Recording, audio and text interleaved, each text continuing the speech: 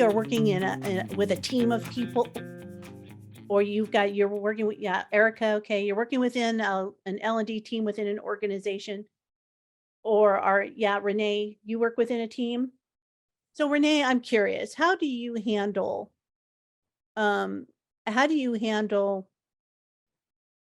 this sort of conversation? Not necessarily this specific conversation, but when you feel like somebody on the team is headed perhaps in the wrong direction, maybe the content is not organized appropriately or what have you. How do you handle that conversation with them? I don't think we're having that many conversations like this.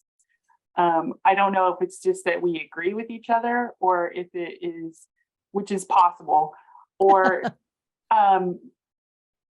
but I do speak up when, especially with my manager, if she is taking the same approach that we've taken over and over again. I'll speak up. I'm like, well, what about this? And what about that?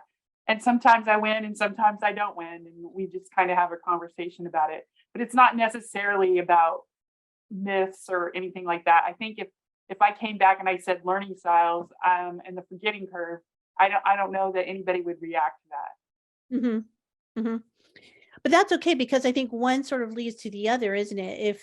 If we've got a group, for anyone who might be watching or listening to this later, if you're working within a team of L&D people, trainers, and it's not necessarily that it's a learning myth that they're perpetuating, but maybe it's just poor content development.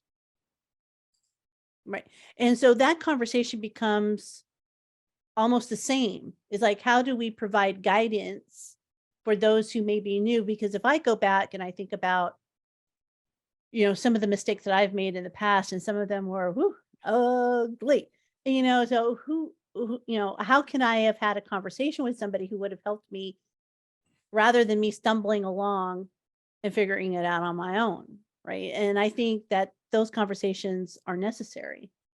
I think you're right about that. And I think maybe the approach is what we've been talking about all along, is thoughtful questions about, okay, why do you do it this way? And have you thought about doing it this way? And that sort of thing. I think it's probably more useful than saying, no, those are not true. Right. Kind of things. Right.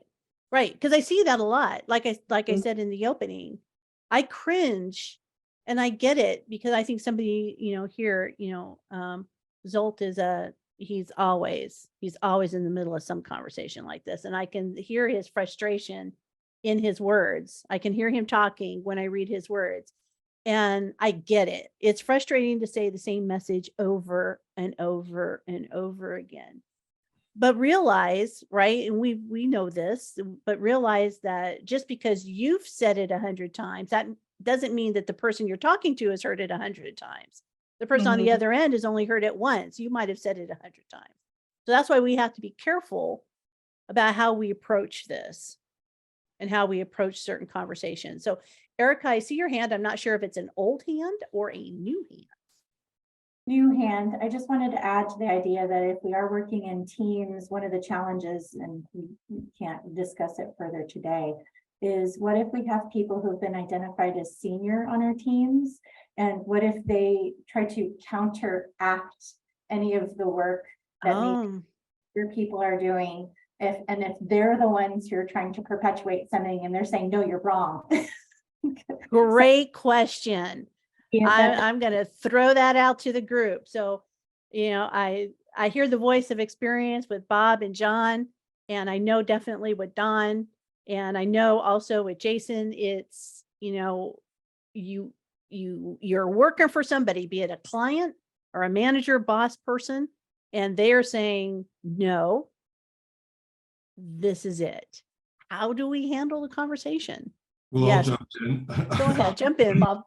I was working with a young consultant a few years ago, 25-year-old guy, and he was telling me that the client, who was an SME, well-respected, very knowledgeable, didn't agree with what he was suggesting. But the fact is, what he was suggesting was correct and the SME was incorrect. He said, but they don't want to listen to a 25-year-old. And I said, the best way to do it, and I think this could relate to anybody, says take yourself out of the equation. you could say something like, I was reading a research article on this, and here's what they said. And I think sometimes people say, well, that's just your opinion. Why is your Yes. opinion better than mine? Even though you might have multiple advanced degrees, of course, your opinion probably is better. But if you can cite research or statistics or just any kind of data that supports something, then it's not your opinion. It's like, well, it's your opinion versus data. And then it becomes, it doesn't put them, it doesn't pit them as like, well, my opinion versus your opinion. It's like, we're both out of the equation. We're just looking at the research and saying, what does it say? And that seems to be a better approach. Yes, I love that approach. I've used that approach myself.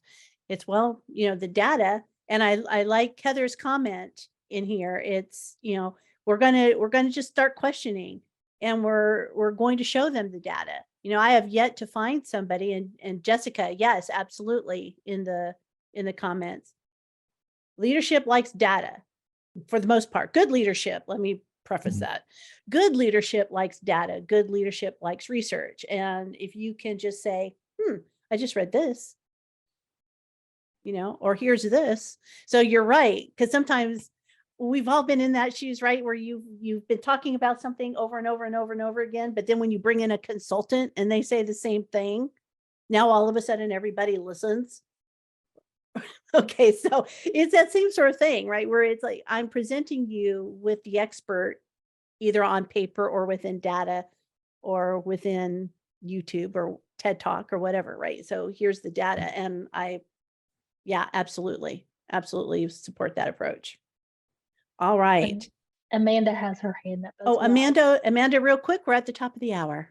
I was just going to say verbally what everybody's saying in the chat is that it sounds like it just comes down to peer-to-peer mentoring or peer-to-peer coaching. Yes. If it's someone that's on our team, and the biggest thing that can do is like the 4 W's, not 5 W's, but the 4 W's and H.